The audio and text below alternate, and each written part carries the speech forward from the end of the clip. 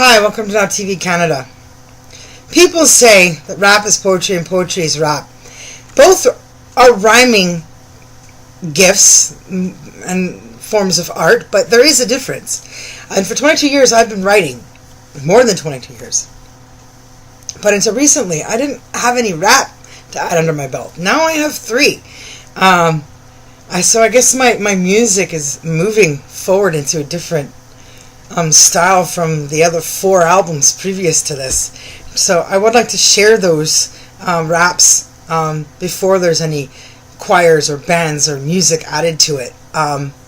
Before other people read my words for me, people who would do this professionally, because I don't. Here's the first one. It is called 8 Mile, henceforth being my 8 Mile, which maybe it will lead to a movie, 8 Mile 2. My book is called that, and the book is full, so we'll see what the new year brings. So without further ado, here it is, 8 Mile, written by me. A rap song. I'm not that kind of girl. I don't work that way. I'm not trying to get pregnant because I'm 38 years old. The time I wanted to have your children in has been and gone. My love for you was so strong. I'm sorry you'll never know the difference because of what you did wrong. I'm tattoos and piercings, colored hair. I'm fast cars, high heels, short skirts and tight clothes, and a really excellent mother. Something yours will never know. I wanted to be pregnant when I was 30, so now I have nothing to do, because I've given away 1 of 2. And the oldest, she's almost through. I would have had 5, 6, or 8 with you. I don't understand settling down, but meeting you was the only time I ever wanted to, loving you. I'm free to go, to travel the world, by playing car and boats, you know. If there's a world I'd rather go see than sit down to tea with your parents like I'm old and we are friends or something. I don't want to sit around in silence next to someone you think loves you, in a house forever watching TV. I'd rather be the movie you see. I'm not from Delta, BC or Winnipeg, Manitoba. I'm not 53, and I'm not going to act that old yet. Life isn't over simply because 2 people meet. I've been on the streets of Canada for 25 years. How can I have a home until I go find it? Something I was trying to teach you right away. Something I wanted us to do together, if you had given your heart to me, if you had stayed or come back right away. I sat on a hill for 6 days, staring down at the corner, waiting for the man of my dreams to rescue me with his words. Did you mean now? Did you want me to come to Winnipeg now? And the girl with the sunburnt face, lashes on her feet with a hot pipe in her hand and fresh billow, would have said, yes, now. A girl who lost her room over meeting you. Someone you never thought to console. A heart you never took the time to consider when you threw her a meatless bone. You should quit, you said, but you didn't say what or when. I play guitar, you said. You're not going to make me come to Winnipeg, are you? You said. And the day after the fun was over, you shrugged your shoulders at me like that kiss and those words didn't matter to me. You left me for dead in the Cobalt Hotel, but I pulled through from the seizure I had from meeting you. I went to Winnipeg and waited to see you, and didn't understand. I didn't believe you had the right to change your mind on my heart when you were the one that made it start. If I hadn't met you, I would have been fine. But my body and soul will now never get over what you left it to live through. Something has died inside of me. An answer that you weren't strong enough to see was simply as easy as staying with me. Why wasn't I allowed to come where you stay and ask the same favor? That's what adventure and discovery are for. How else do people fall in love? What is white trash like me supposed to do to get through to an upper middle class sheltered suburbanite like you, that you have to leave where you are to know where you're from? And since the whole damn country has been my space, how do I grow? If you know the answer, please let me know. Maybe things would have gone different 8 years ago if this were made clear when you met me, understanding where we stood before you shrugged your shoulders over what I was asking you.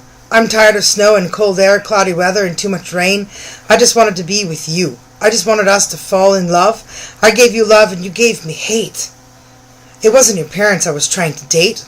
The first time I met your parents was already too late. What was there to negotiate? I had already been married and divorced and had a child of my own. I didn't need to be pampered or rescued. I didn't need to sleep in their home. You left me to have to find a way to live through all the pain of what it meant to just meet you. How do I make it fair about what you didn't care enough about me to get right? I wanted to go hunting and watch birds. I wanted to go swimming. I wanted to go back to school. I wanted to finish growing up with you. I miss you, but I don't look back. I've been on the streets for far too long to understand life like that. Your world is small and I deserve better than that. I deserve to be loved and respected. I want Valentine's and anniversary gifts. I want picnics and all kinds of surprises. I'm finished crying over the things you didn't do for me. It takes 7 years to get over each broken heart. It's now been 8.5 since I've seen you. Any questions? So I sit and write the words to tell the story of my life. One song, one rap, one poem, one story at a time. 8 Mile. Something you don't understand. Something about me you didn't see. Through the choice of actions that I've taken, I came to finally understand, after Sarah was born, that I have to be a whole person first before anyone can love me. So I'm not the only one in a relationship of two, doing all the work. Otherwise, you don't know me, and I'm in bed with walls, silence, and lies. I won't do that. Lie down in death when my life isn't over yet. I wish you the best as you find a way to move on from my white trash and this love song. Not many women will marry a guy who's only grown up to be his mother. That's too incestual for me. A guy without a driver's license at 38. Were we supposed to walk, ride, or bus, or take the SkyTrain every time we went on a date? Watching you live without ID, holding down a job, told me how many years you should have used.